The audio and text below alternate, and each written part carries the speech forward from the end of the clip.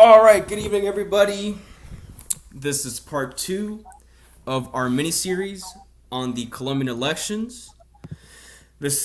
Tonight, we're going to talk about the elections from a right wing perspective. I have here someone that I met on Twitter, a great friend of mine, Aníbal, and someone who's a bit shy. She doesn't really like to speak a lot. Caro, hopefully she'll be able to speak tonight and give us her perspective as well. To be honest, Caro, I don't know why you're here if you're not about to speak. No, this is not Twitter Spaces. You know what I mean? This is a little different. But anyways, Aníbal, how you doing, man? How's it going?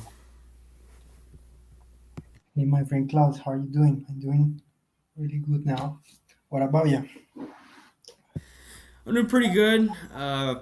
Today was a bit tiring. Did a lot of homework and just waiting for the semester to end. We're pretty close, so I'm thankful for that. Gato, are you here with us? I don't think he's gonna speak. I don't know. And yep, oh, she's gone. There we go. All right, so Gato, if you ever want to come back and let us know your perspectives, please do. Much appreciated. All right, so let's start this off. So I gave you a couple of interview questions. Hopefully, you'll be able to answer them. And my first question is, what are your political views and how will they influence who you vote for in the upcoming elections?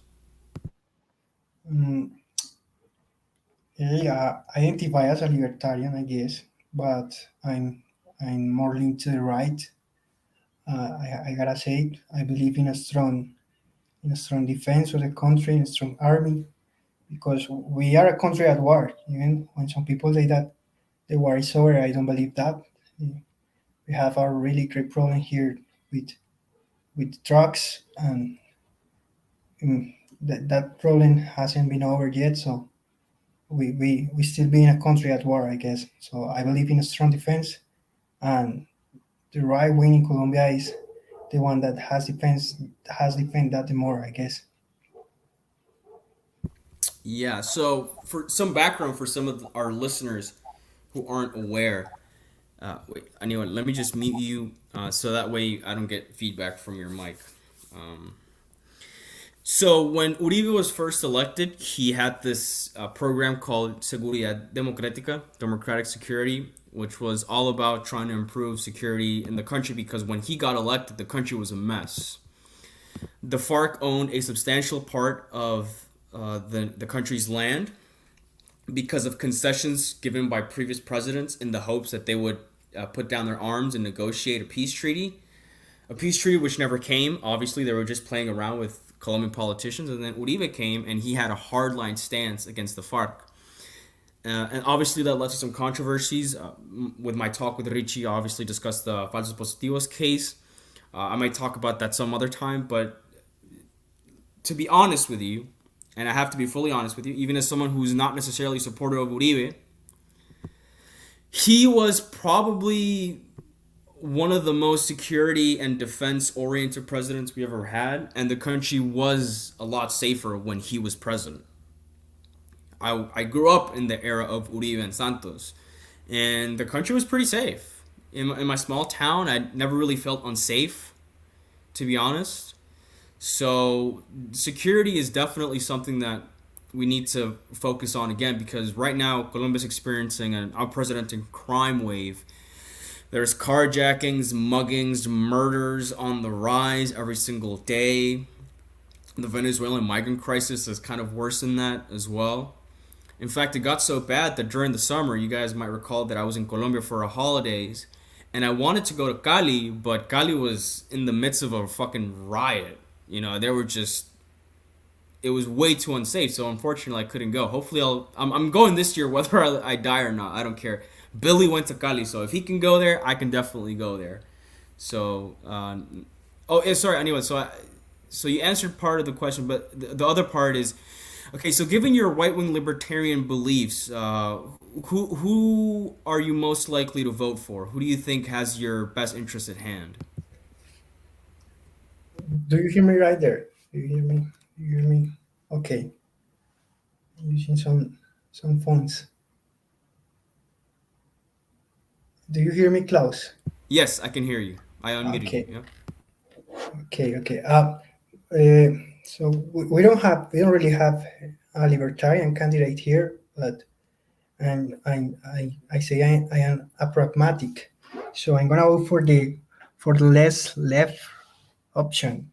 I think is maybe the Coalición de la Experiencia, because Uribe he has his own party that the Centro Democrático, but I think the candidate they chose didn't really represent the right wing.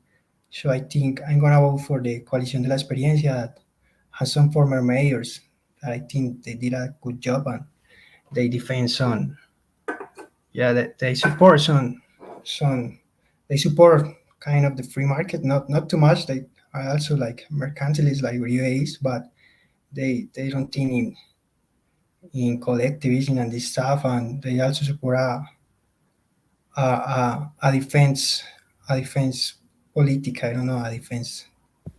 Defense Yeah, strategy, you could say. yes, defense strategy. So I think I'm gonna vote for them, and I'm gonna talk a little bit about myself too. I didn't grow up in the city. I also grew up in a little town, like in the border with Venezuela, in a department called Arauca in Los Llanos in Colombia, and I kind of lived the war over there, even in the government of Álvaro Uribe Vélez, because this on being a border is really hard to keep the security there. It's really hard because these groups also are in Venezuela and they have kind of some security there because the government in Venezuela, as what people know, is from the left and they are kind of I don't know how to say it, like protected there. So it has been They hard. they give them safe harbor, yeah, Yes, and that's very interesting that you mentioned that because guys, let's not forget that the FARC has actually received support from the Venezuelan administrations of both Hugo Chavez and Nicolas Maduro. So that kind of worsens things a little bit because BHJ asked, why are FARC so hard to eliminate? Are they buying politicians or something? And from what I know, it's just that we're very restricted as to what we can do with terrorist groups because you can't just go out there guns blazing and things like that because and a former army friend of mine told me, and Aníbal, you can correct me if I'm wrong, but you know, you know how there's a lot of scandals involving the deaths of civilians by the military and things like that. Are you aware of that? yes, yes. I think, but it's a So war. Sometimes it's hard to control everything, but I don't support yeah, that obviously. But I also think that the left has kind of exaggerated that stuff to make the Uribe government look bad.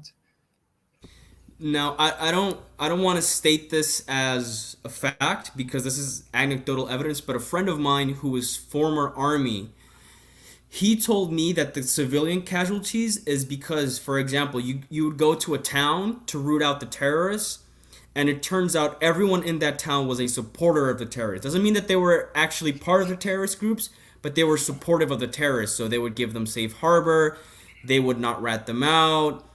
Sometimes they might even give them some financial benefits, and not because of extortion, because they genuinely believed in what the terrorists were doing. And so what he told me is that sometimes we just have to kill the whole village, It isn't because really. I don't think there it isn't really like that because people there is afraid to talk and to whistle these people, and is afraid to even I don't know in my town where I grew up, it was even dangerous to talk to the police. So it isn't really like that. But I think that the democracy in Colombia has been kind of strong. You know, the vote people here can vote for their choice. So if you look, for example, at the Llanos in Colombia, you are going to see that most people there vote for Centro Democrático, for the politic, for Seguridad Democrática strategy. So it's not that everyone in these towns support the guerrillas. It's that they are afraid to talk. yeah, that's why I said that I can't confirm that as a fact. That's just what one of my friends told me, which again may or may not be true. May be true in some cases, maybe not true in others. Because obviously, as you said, some people are coerced into supporting whatever group comes into town. So, for example, if the paramilitaries come into town, they'll be like, "Yay, we support the paramilitaries, but please don't kill us." Or if the guerrillas come to town, like, "Yay, we support the guerrillas, but please don't kill us." that type of thing. So interesting that you mentioned how you're not gonna vote for Uribe, because in my previous talk with Richie, he wanted to paint Uribe as the far right candidate, and obviously I didn't want to contest his view on that, because this is not supposed to be a debate. This is just supposed to be people having their opinions and whatnot. So, I mean, do you agree with that assertion that we have a far right element in this country? Because I don't think we do. I don't. I don't really think so. I don't really think so. If you see like the economics that Uribe follows is more like Keynesian economics. That I don't think that he is far right, and maybe in the security it has been strong, and lately it hasn't been so strong. It has been more soft. So I don't think that the Centro Democrático could be considered a right party. Why do you think the stance on harsh security measures has softened? I think maybe it's the NGOs, my man. I think Alvaro Uribe is also worried about what the world says about him, so he has been softening this politics, and I think that is the main reason, And people is afraid because it's not only in the like in the country, it's like in the cities. So now the insecurity is a hard thing, You cannot go to the streets without thinking that you might get stabbed, or you might get shot because somebody wants to steal your phone or something like that. So people is getting even tired of this situation. I don't know if you have seen, but people now when they cough ¿cómo se dice ladrón? No sé, Thief. a thief, right? A thief, they start to take their justice by their own hand. They are not waiting for the police or something like that, because they know the thieves will be free the next day. So we have a justice and security problem in Colombia, and people is getting tired of that too. So interesting that you mentioned that, because actually, let me pull up my Twitter and let us view some examples of what has been commonly called Palo Terrapia, which is kind of like a funny name. Yeah, as Aníbal said, people take justice into their own hands. Now, apparently, this was one case. Let me see.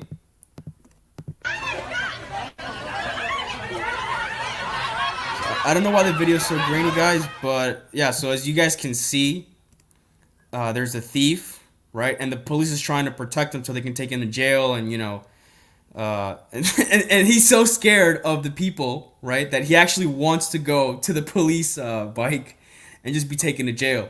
I guess jail is a better option than to have the people deal justice with their own hands, because as Aníbal said, guys, a lot of the times actually, criminals, what they will do is they will commit a crime, they'll be let free in a day, sometimes in a matter of hours. So the police will catch these guys and just let them go, which is crazy. Like, why the hell would you do that? If you're gonna arrest someone, it's so that you are able to put them in jail for a long time. That's kind of the point, especially if they did a heinous crime. But now they're onto this whole. I don't even know why they're doing it. Let me see if I can offer another example. Mire, mire, que es un señor gonorrea, mire. Desgraciado. Necesita respetar, loca. Loca, rollo, gonorrea. ¿Qué le está pasando, piro? Mucho piro.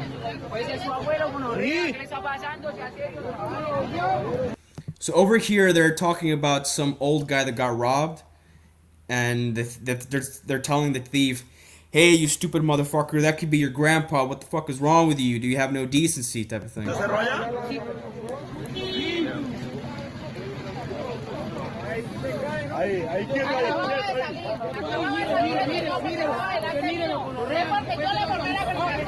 See, they're telling him, look at him, talking about the victim.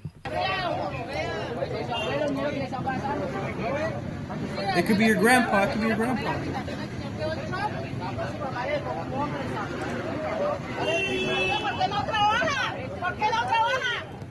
And the lady's telling him, why don't you go get a job? Why don't you work? So, Yeah, so as you can tell, Colombian people have had enough. They're tired of the injustice. They're tired of criminals being let off. And this is like a nationwide thing, you know. I don't. Aníbal, have you personally seen one of these? I have one. I have seen one. I have seen one here in Medellin, because yeah, they caught the thief, and people start taking the justice by their own hand because they know we don't have any other justice here. So yeah, that's That's crazy, man. That's crazy. All and right. in the towns, for example, in my town, as I say, in the Llanos, the justice was provided like for kind of like the guerrillas, the the, the army and the police there doesn't aren't the ones that caught the ticks. That zone is kind of you don't get like atracado, como se dice eso, Juan? Ya no te Robbed. You don't get dropped there because when there is a thief, like the other day, it appears dead in some street. I don't know if you saw the video of the two kids in where was that? That was in Aguachica, Cesar, if I'm not wrong, or in Santander, Norte de Santander. Sí, yes, in Tibu, Norte de Santander. Did you see that video?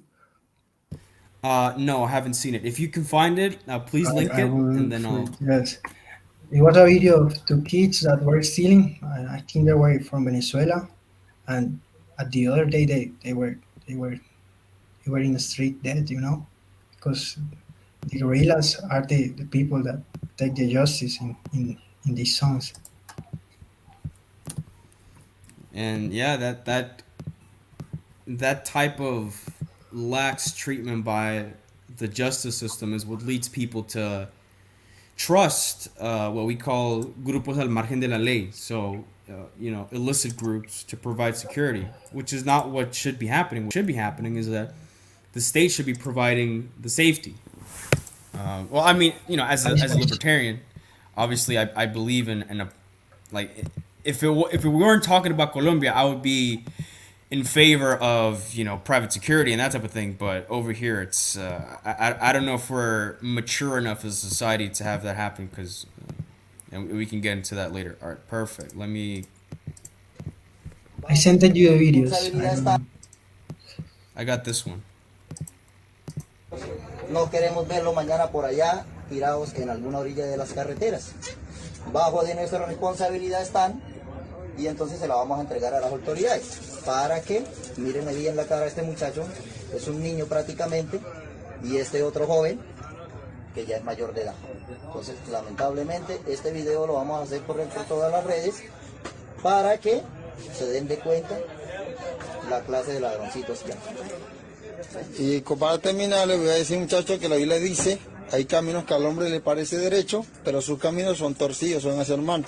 Ok, y háganlo bien, ¿sí? Bueno.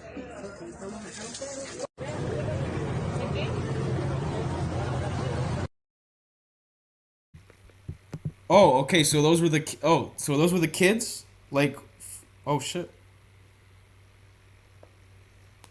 Okay. So I knew it. Oh wait, I think I muted you. I'm sorry.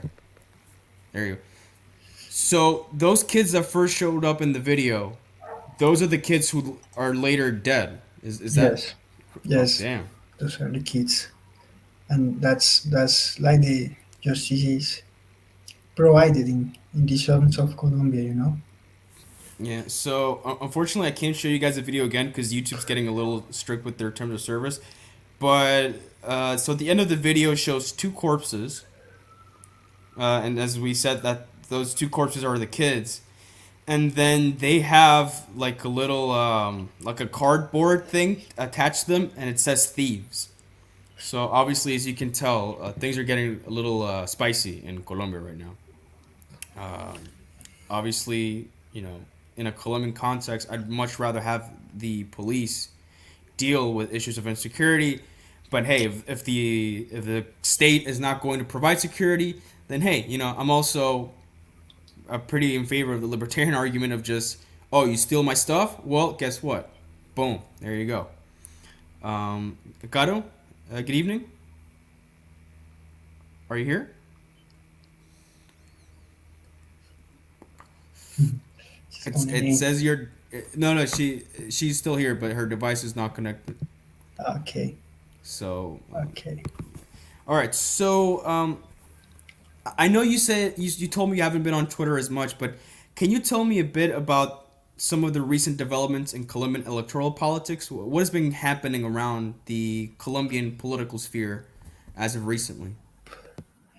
There is a lot of candidates, like pre-candidates. I don't know to say that, but We yes, we, we would call those the primary elections. So primary the elections. So right, there has been a lot of candidates for this primary election, but it's almost the same people as ever. It's not anything like really new. Some former mayors and some former ministers. Gustavo Petro, that is the third election that he's going to be participating, if I know wrong. I don't know. I heard that you talk with Richie about Gustavo Petro. I don't know if you have to say something about that. Or it's so clear. I think we made it clear in the last episode. I don't Yes. know if you have you been following the developments within Uribismo. Do you know what happened to Cabal and why she didn't manage to become the leader of her party for the elections? I think there is a strategy of Uribe of Centro Democrático to como se dice, como posicionar, como To try place? to place the less popular candidate, the less popular candidate in a way to support the other center right coalition, the Coalición de la Experiencia. So I think they placed Zuluaga, to lose elections, and to left the center right wing. That is what I think, because I also think that the most strong and popular person of the right was Maria Fernanda Cabal, and there were other candidates like Alirio Barrera and maybe Rafael Nieto, but they placed the less popular to kind of lose this election for the Centro Democrático, but led those votes to the Coalición de la Experiencia. That is wow. I was not aware of that sort of viewpoint. That's extremely interesting because and again, I've talked with people on Twitter that told me that Cabal was just not as popular as Twitter made her out to be. That oh, she's just a Twitter thing and she's not actually popular within the rest of the population and she was never gonna win anyway. So why not go for the safe option of Zuluaga? And at the end of the day, the Colombian people are always gonna vote against Petro when it comes down to it. So if Zuluaga and Petro go into the runoffs, it's they're gonna choose Zuluaga anyways. But what you're saying, in your personal opinion, Uribismo wants to lose the first round, so that in the runoffs, technically an Uribista candidate is not gonna face Petro because I guess in your opinion, at that point they would actually lose. Is that what you're trying to say? It's what they think. I know. I think that is why they think. Why? Because I don't know. People say that Cabal didn't have the popularity to win the elections. I don't know. I don't really think so because Colombian voters are really like como votan con el sentimiento, como digo eso, como they vote with the Their feeling, feelings, They they're feeling yeah, based. they don't think about too much like these are their the political proposal, their economical proposal. No, they vote with the feelings. And Maria Fernanda Cabal was the only candidate, for example, promoting the freedom of use guns, for example. She was the only one. And people is kind of tired also because what I told you about the security in the cities and in the country. So I think she might have a chance. Like the situation, for example, I compare it with the situation we are looking at in Chile. Like the candidate that is the most popular now in the Chilean elections. Like 2 or 3 months ago, he wasn't the most popular because they say that he was the far right in Chile, Jose Antonio Cas, and they say he couldn't even go to the runoffs. So I think that might happen here too. people, Ivan Duque lost popularity because he was so soft. He lost popularity in the right because he was kind of soft, and a lot of people, if you tell with people of the Centro Democrático, they are disappointed of Ivan Duque because he wasn't a strong man, a man with character. And I think that Maria Fernanda Cabal was a person like that. I don't support all that she says, but as a libertarian, I support the freedom of guns, something that she was supporting too. So I think there is not a real right, but she was what was closer to that right, I guess. Yeah, so, and I have to explain this to you guys. So, as I explained in the previous episode, I did a blank vote first round. In the runoffs, I voted for Duque. Not because I liked Duque, but because I didn't like Petro, right? So, I wasn't really ever personally invested in Duque as a candidate. He was just the guy that I knew I had to vote for. And even then, I found him a bit disappointing because he is what we in Colombia call a tibio. A tibio, I guess you could say, is our Colombian equivalent of a cuck politically. Someone who doesn't really have any strong political views and just always tries to appease the left because he somehow thinks that the left is gonna vote for him eventually if he just appeases them enough. And we know that that never works because the left, the moment you are painted as the Uribista candidate, the left will never vote for you. Not it will never happen, right? And so he, in some ways, he was governing like a bit of a leftist or a center leftist.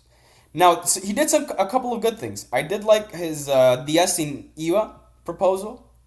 I think that's a step in the right direction because that starts getting people interested in taxation, right? Obviously we both agree that taxation is way too high in the country right now. Um,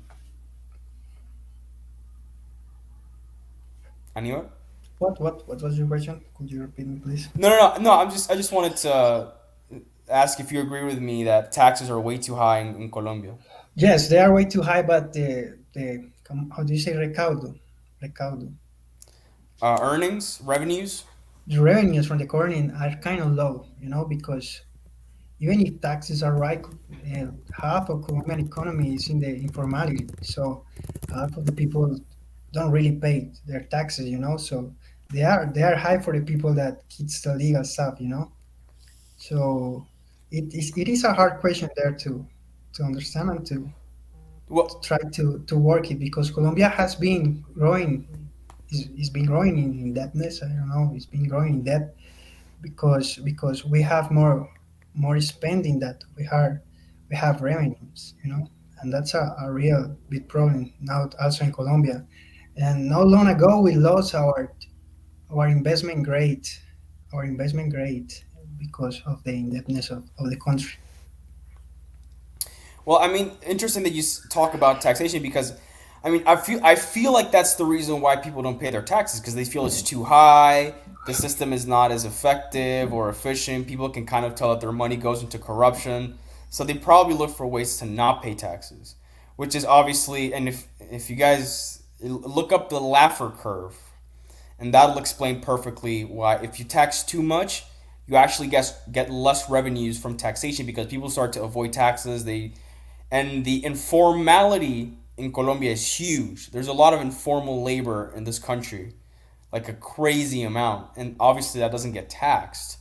So the government has even less revenues to work on. So obviously we agree that taxes are a bit of a priority in this election. But very interesting perspective you shared with us on the whole 4D chess move by Uribismo to kind of tank their first round to then be able to give a more a less disliked candidate the runoff because I feel like if, for example, Peñalosa were to go against Petro in the runoff, I think Peñalosa would win.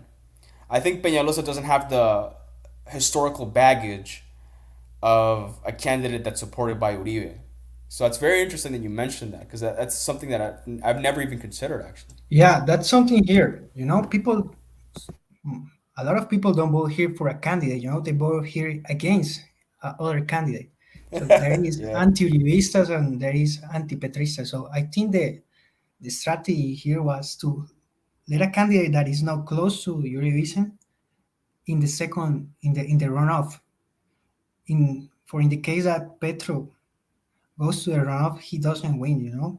I think that was the strategy, because as I say, the trending now is being like anti-Uribista. That's the trending, most of all in the young people that didn't have to live like the cruel world. Like most of all young people in the cities, as you saw those in the last riots, a lot of young people from the universities and this kind of like entities were going off to the riots, and that's like trending. They feel like revolutionary or something like that. I don't know, but these people doesn't even know anything about the country, doesn't even know anything about economics, and they just go with the trend. It's always those damn cosmopolitans, guys. It's the same thing as in the U.S. So you have the soy boy, because like there's mamertos in the U.S., right? There's mamertos everywhere, right? And it's the same thing here in the U.S. In the big cities, you have a ton of mamertos, and they don't know anything about anything, and it's super trendy. Like when Trump was president, it was super trendy to hate on Trump for everything, and it was just so unbearable because it's like they didn't know anything about anything. So here's a question for you, Aníbal. So BHJ says, wait, why does the left hate Uribe? Isn't he a social democrat? They hate him most of all because of the security program. That's the main reason, I guess. And he also kind of reduced some of the spending. For example, a lot of teachers in Colombia work for the government, and he kind of reduced some spending in teachers. Like they had like three, ¿cómo se dice pensiones? Se me fue la palabra. Pensions. Three pensions, okay. They had like three pensions, and he reduced that kind of stuff. And he reduced a lot of the spending here in Colombia also. So some people doesn't really like that, and also the security strategies that he used was an important thing. He, for example, in economic too, he reduced horas extra, like an overshare of the salary. I don't know how to say that. If you work a little bit more, you get paid. You get paid more for Overtime. overtime. So here is some kind of those things, and people didn't like that too much. So that is there are some reasons too.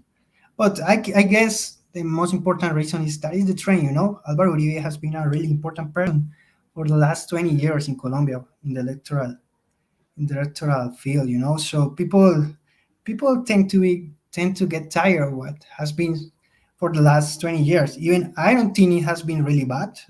I think if we compare Colombia to other countries in Latin America, we have been kind of stable compared to countries like Argentina or our neighbor Venezuela.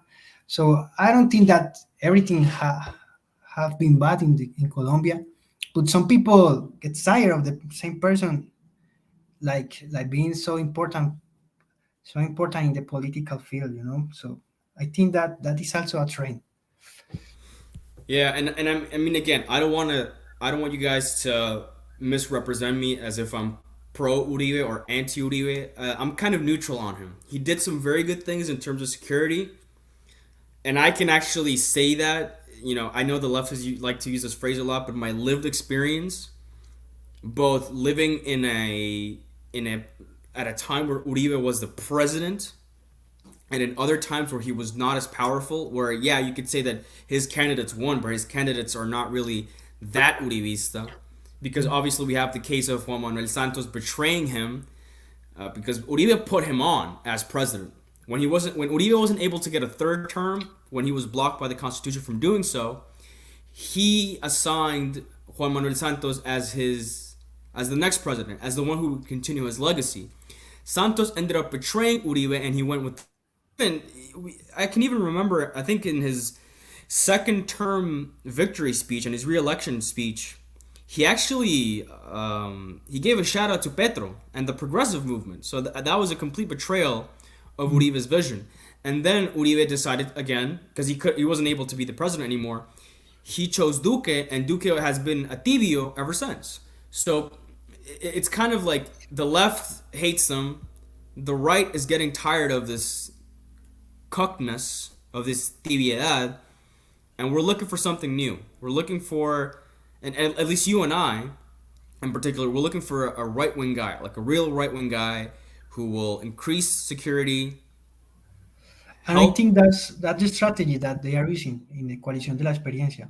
For example, Federico Gutierrez has been that supports a strong security strategy. So I think that's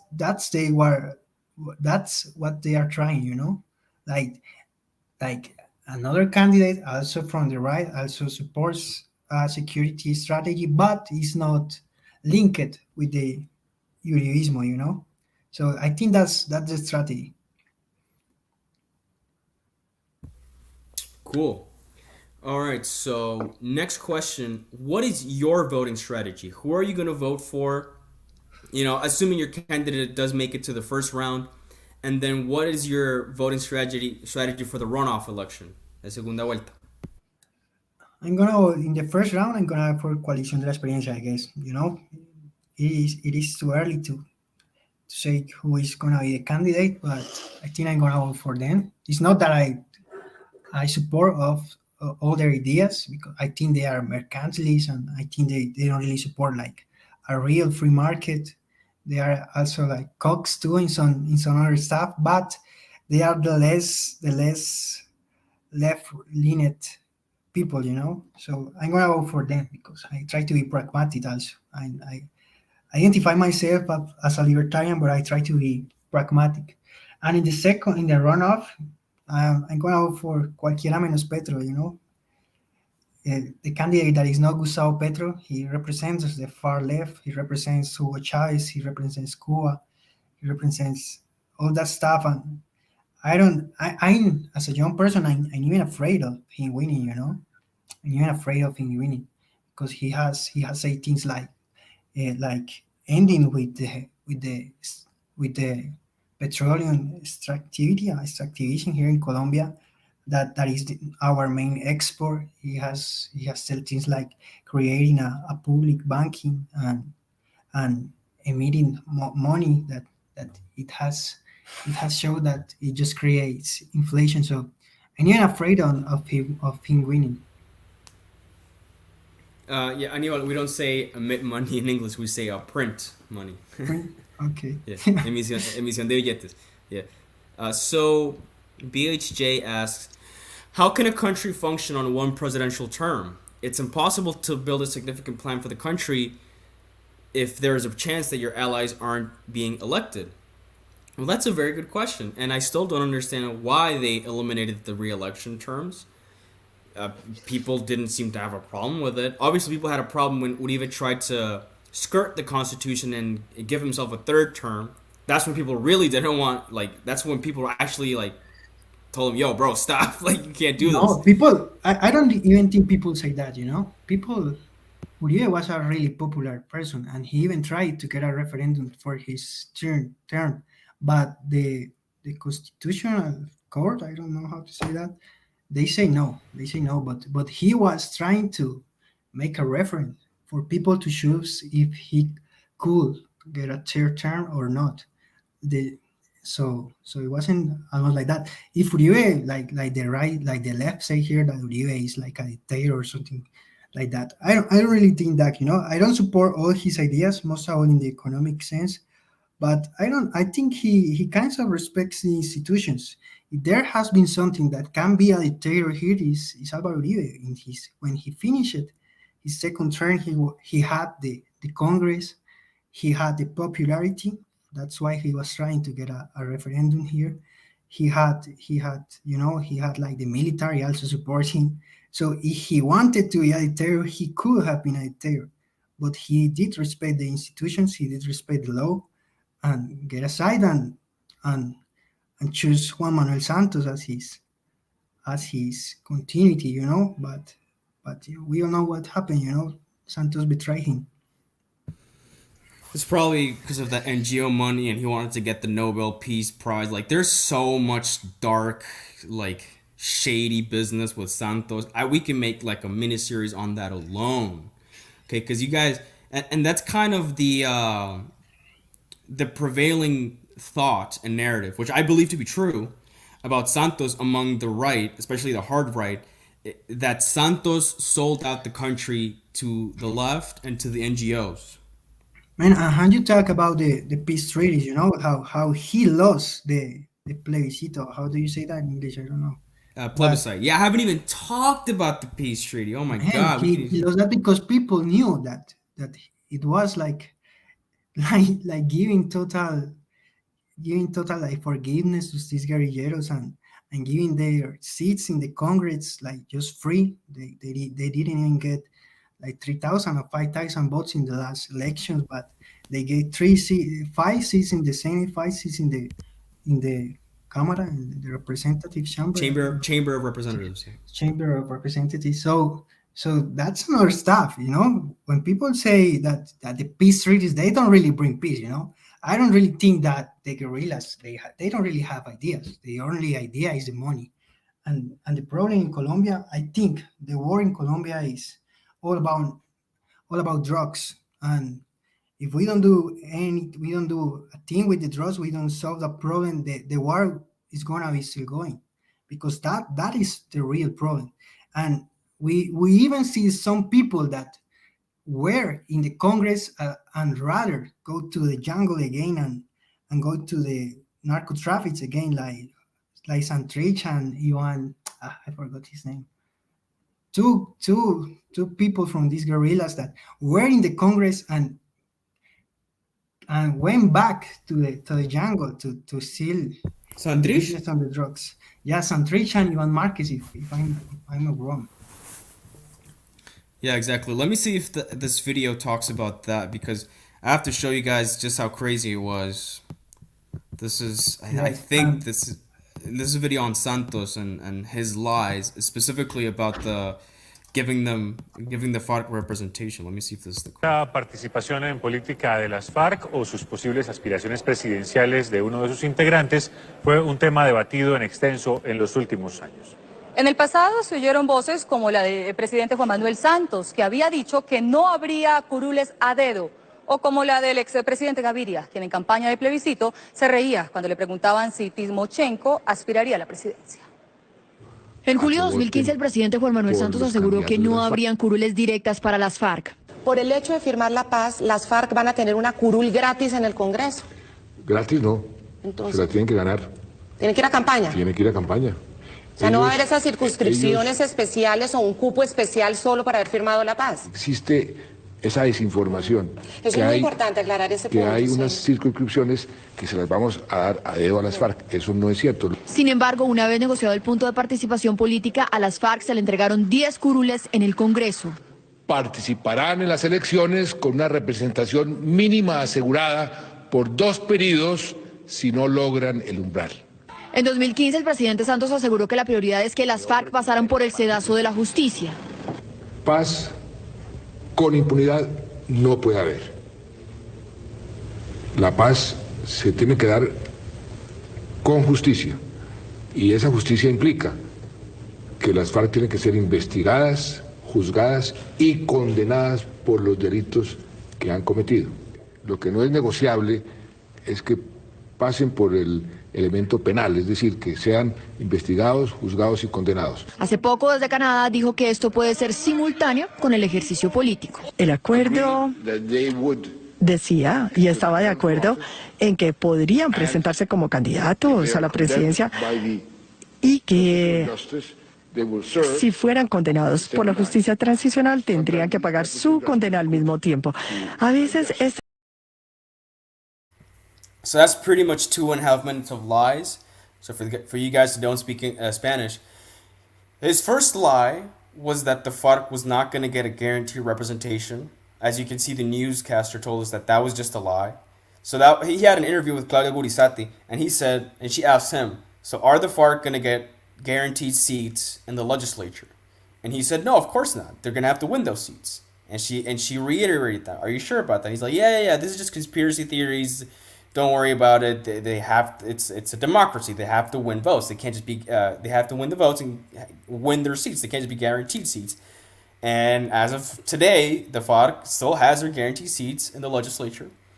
And then the second lie he stated was that members of FARC who committed crimes against humanity, which we in Spanish call crímenes de lesa humanidad, would be prosecuted no matter what, because crimes against humanity, you can't just forgive those. Like, you can't just sign a peace treaty and blah blah, like, you know what I mean, like, just say that it never happened. These guys raped and murdered kids.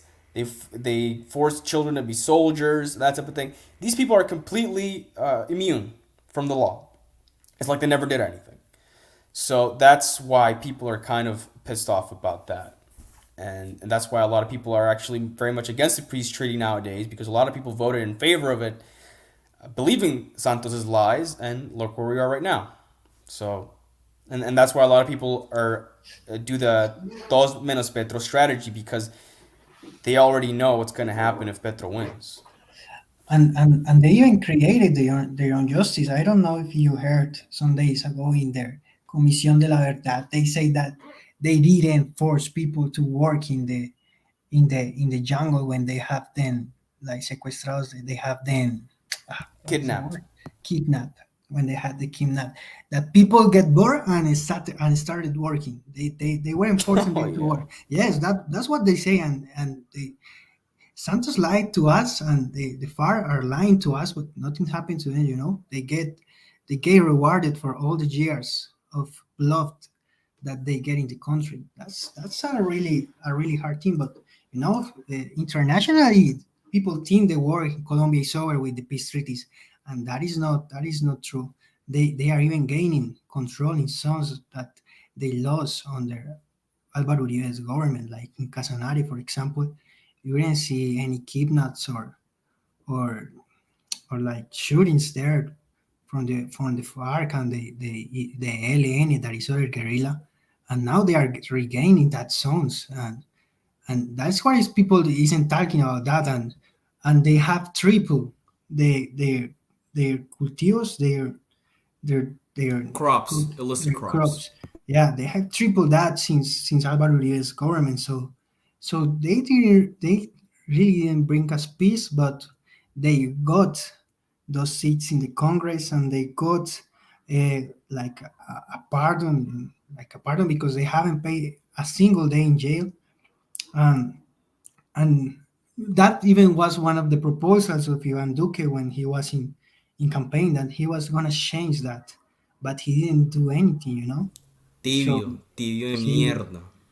He's really a tibio. So that is what these people is so upset with Iván Duque too. People from the right is upset with Iván Duque and with Centro Democrático, because the people from the right have chosen them, but they have gone from the left, you know, because like they are afraid of the left, and they are even ashamed to say they are right. So that's a real big trouble there. And the only person who was not ashamed of being called right wing was Cabal, but I don't even want to get into that. Like, we already talked about that enough. So Aníbal,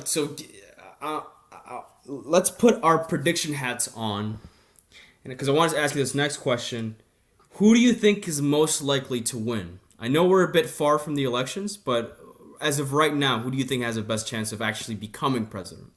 I think Coalición de la Experiencia has a real chance, you know, or Coalición de la Experiencia might have it too, but I think some of the votes of the center right are gonna go for Gustavo Petro, maybe. So I think that they don't really got the chances that Coalición de la Experiencia have, because, as I said, Centro Democrático kind of plays the less popular candidate to left the Coalición de la Experiencia go to the runoffs. So I think the strategy was that, and I think it's a good strategy. I think people is going to support them. These former measures have done good things, like in Barranquilla, Medellin, and Bogotá. They really get the infrastructure that we need a lot here in Colombia done, and that is kind of a thing that support them. That they have the numbers. They have the numbers to say that they have governed good. I'm afraid of Petro winning, but I think that Petro has a roof. Petro has his votes, but no more, because a lot of people like me are really afraid of a government of Gustavo Petro. And maybe in Colombia the far left has never win, because we have lived what is the far left with the guerrillas. Other countries haven't lived that. We have lived it for almost half of a decade. So there is a lot of people in Colombia that really hates the guerrillas, and Gustavo Petro being a former guerrillero. I don't know if former, but he was in some of these groups. So I think he has a roof. I don't really think he can win the elections, but if he does, that will be a troublesome situation. Yeah, that would be a disaster. And hopefully these young people who are so ignorant of the past don't end up being sweet talked by Petro, because that's kind of always the issue sometimes, is that the youth doesn't really know what they're doing and who they're voting for, because they never lived the era of. I mean, they never lived in the 80s and the 90s. Now, neither did I. Was born in the mid 90s, but I certainly know a lot of people who were alive in the 80s and the 90s who can tell you about how much of a mess the country was. It was very close to collapsing as a state. Colombia was close to collapsing as a state because of the amount of there was just guerrillas, paramilitares, Pablo Escobar. The country was a mess, right? And Uribe fixed a lot of that. And so, oh my God, don't even get me started on that. BHJ says, Klaus, what are your thoughts on FARC leaving the U.S. terrorist list? I mean, it's just Joe Biden shit, man. You know that this was gonna happen. I mean, I shouldn't be surprised. Somehow I was. Aníbal, did you hear about this? Yes, I hear about that, and I don't know. We like the right people in Colombia. We have seen America, as a friend, but this government, I don't know what are they doing. FARC hasn't been ended. They have like two arms now. They are a political arm and an arm in the jungle. So I don't think that was a good thing to do for us Colombians. Yeah, it's just, and I just hope that the Colombian Americans who voted for Biden got to read those headlines. If they're not guerrilleros themselves, and I'm not going to accuse them of that, but this is what, and we even have a term in this in Colombia. It's bien pensantismo, right? It's kind of like the bleeding heart liberal who like, oh yeah, Trump is an evil fascist. We should vote for Biden. Blah blah. Next thing you know, well, what does Biden do? He takes FARC off the terrorist list. So good job, Colombian Americans, because Colombian Americans, I think, mostly voted for Biden. So good job, guys. You absolute fucking morons. But anyways, last question. Tell us why people should vote for your preferred candidate. Give us a sales pitch of why he's the best man to lead. I don't gonna say they are the best. I'm not gonna say that, because I don't support all their ideas. I don't think there is a real right here or a real libertarian candidate here. That is what I identify. I'm just gonna say that don't vote for the other candidate. Don't vote for Gustavo Petro. Don't vote for the left. Uh, Colombia isn't a perfect country. Colombia has a lot of trouble, but we have been growing. We have going slow, but sure. We have a lot of problems here. We have mercantilism and other stuff, but it's better to keep the current situation than to go to a worse situation like Argentina did or like Venezuela did. So I don't gonna really say vote for this candidate. I'm gonna say don't vote for the other. Said like a true Colombian. That's how we do it. It's like, yo, whatever you do not vote for that guy. Yeah, that's what it is, man. Yeah, that's what I think. But man, people is I have also to say that people is getting tired of the right in Colombia. I don't know if they are right, but people is getting tired of that, because they don't they don't take real decisions. They don't take the hard decisions that are necessary to take, and that's a problem. For example, if you see at the economics, as I say, we are getting a lot of debt. We have a problem with pensions. We have a problem with revenues in the state. We have a problem with a lot of corruption. That is other topic that is so popular in these days. So people is getting tired of the current right. I don't know if they're right, but it's what they are represented as. So we need a new right. We need a real right here in Colombia, and I haven't seen that. So it would be nice to see somebody like I don't know, in Chile is some new rights are growing, like Jose Antonio Caso. In Argentina, some libertarian movements are growing. So I would like to see something like that here in Colombia, but in the moment we don't have it, so we have to go for the option that is not the far left. And hopefully people like you and me can start sort of creating this new right, because I think you have noticed this. Maybe you have, maybe you haven't, but dissident right wing elements have been popping up in almost every country around the world.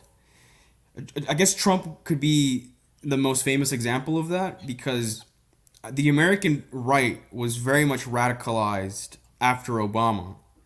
Did you follow the 2016 elections? Were you following American politics back then? Yeah, I followed them. Like 3 days waiting for those results. Yes. Yeah. So if you guys remember, Trump was a revolution in the Republican Party. You may like him, you may dislike him, but the Republican Party was always this kind of very sort of neocon, sort of cucky, sort of, yeah, we're not like those liberals type of party. And then Trump actually just took the stage and said, these Democrats are evil communists, and we're going to build the wall, and we're going to do all this thing and nothing. Now, again, I am a bit disappointed with Trump. He's not as right-wing as I thought he was going to be. But I would much rather have him than Biden, because for one, he's funny, and at least you have the pretense of having someone who's right-wing in power. And also in Europe, you have Orban. You had Salvini in Italy. You're starting to see the rise of Eric Zemmour in France. Brexit. You had not Chile, because Chile actually went the other way. Let me just and that's there we go.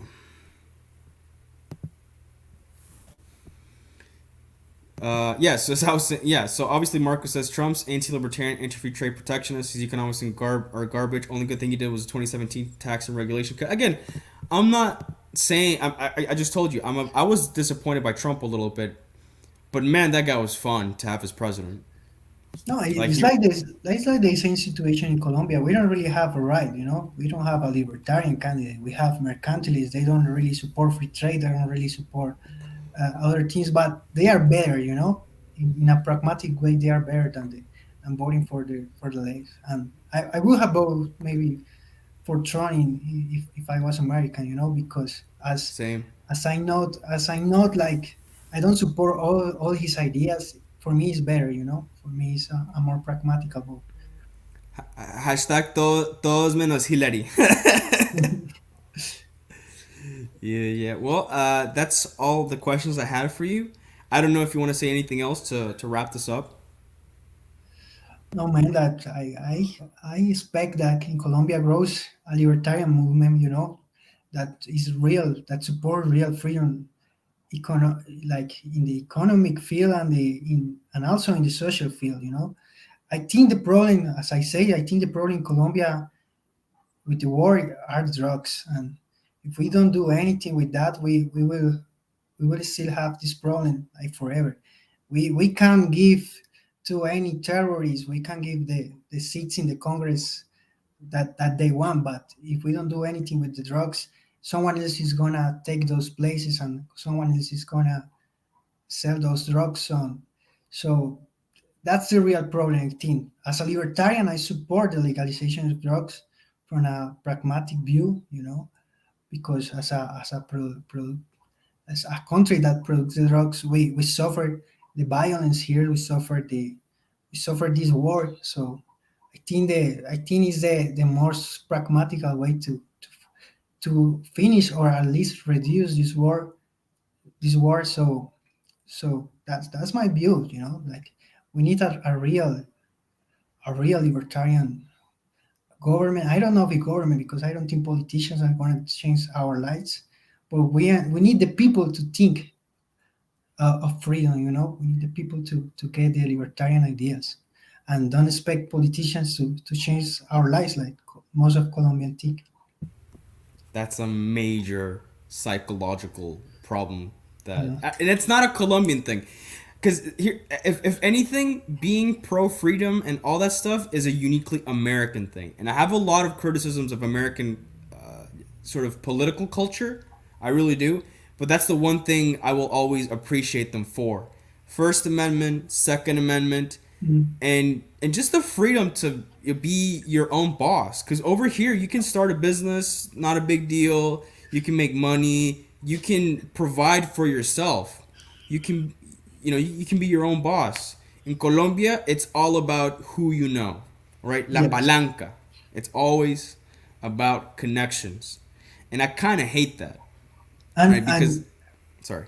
and something that I have to say too is that I don't think the Colombians are like right wing people too. Colombians just hate the guerrillas, because people in Colombia think is lean to think that government should provide for all things, for a home, for the health, for everything.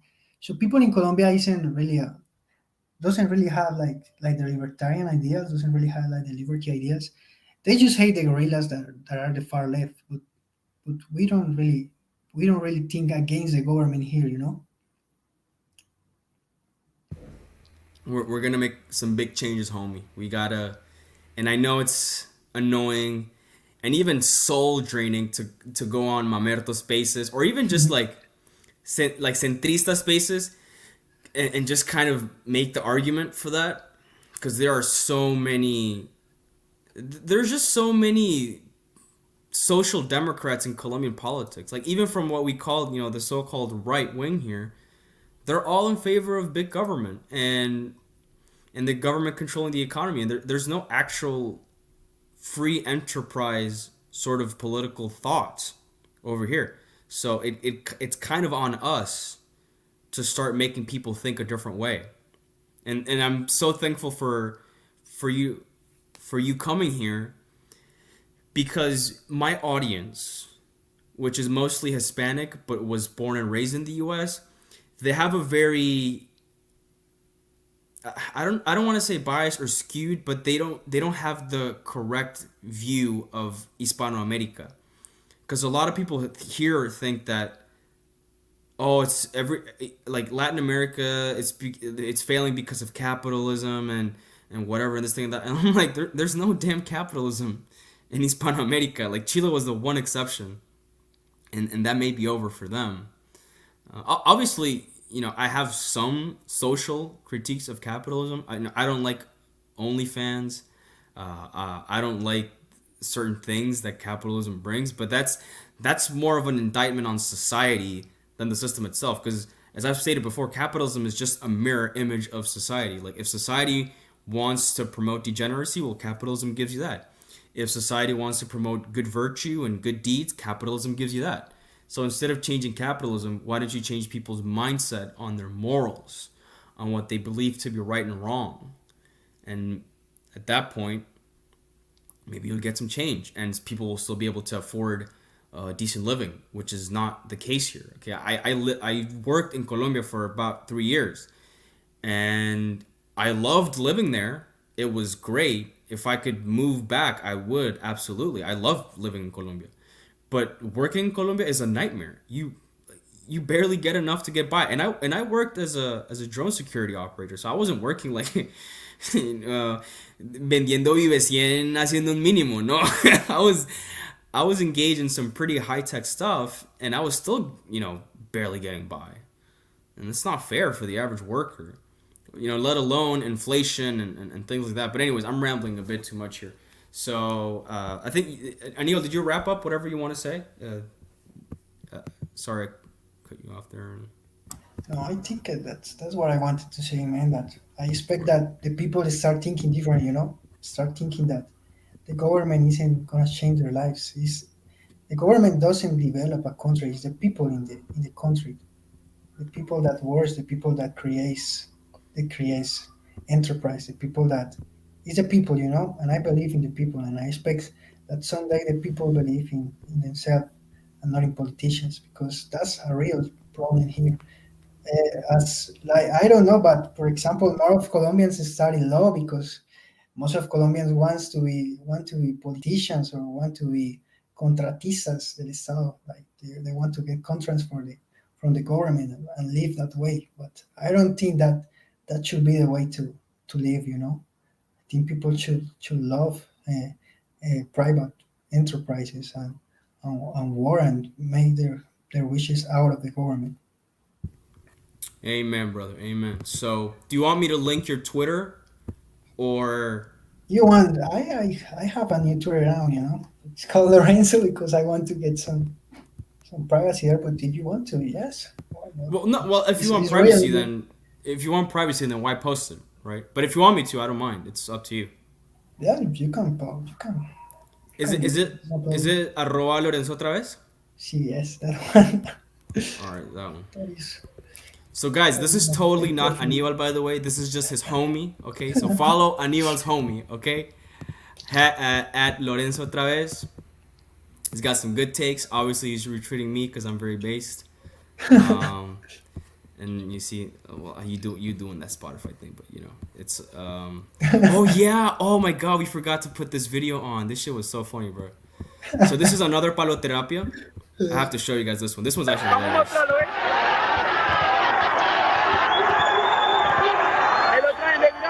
So that's the thief, and look what happens now.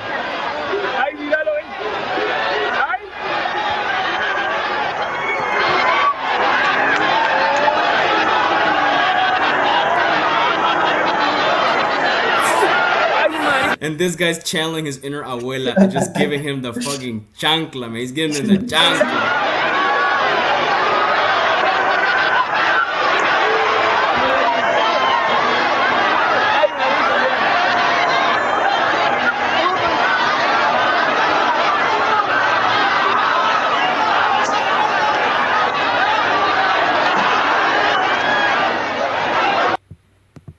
Yes, And people is tired, man. People is tired of the insecurity. I studied economics and all, but I think the security is the first because if we number don't have one. security, nobody's gonna invest here. Nobody's gonna create their thing. Nobody's gonna. People just want to leave the country because they don't feel safe here. So I think that's number one. Yes, and I think that's why the right still have some chance to win elections because people know the right is the the more lean party to get the security they want.